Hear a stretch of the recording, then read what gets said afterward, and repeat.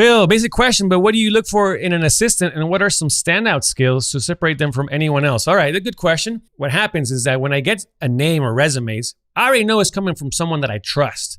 So the technical skills, I'm not even thinking about that. I'm just assuming that this person knows that, working Avid and all that. So I'm not even thinking about that. Next thing is, well, so I get a resume, right? Well, I got to see what they've done. And so I already know, say, what show I'm going to be working on and how demanding it is, right? So if I'm going to be working on a really big show, right? Like a lot of VFX and just, huge budget and this and that.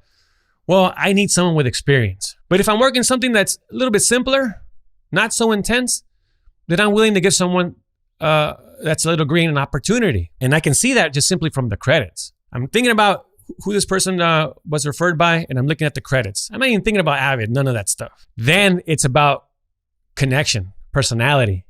Can we get along? Do we vibe? That's what I look for. And I'm not even thinking about so much, like, again, about the technical skills. It's more about personality.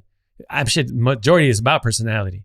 And so I want to see if we can collaborate, if this person is eager to learn, right? And I'm simply just going to get along because, even if, we're not working, say, at an office, but we still got to communicate and collaborate. And can I trust this person, right? Even though trust, we're going to take a while to build, but I can get a good sense if this is someone that I can trust, right? I like people who communicate their goals and share experiences outside of work, because it's not just about work. I want to talk about, what you did over the weekend, what, like sports, you like, what movies you like, what kind of music you listen to, what do you like to eat?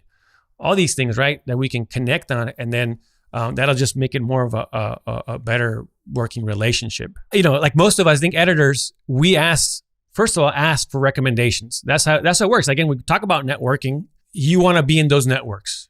You want to be like, hey, I know Phil, here's his resume, right? So separate them from other people. I really, again, I think it's about like putting yourself out there, like really not being the quiet one, for example, right? That's advice that I got from a very big editor.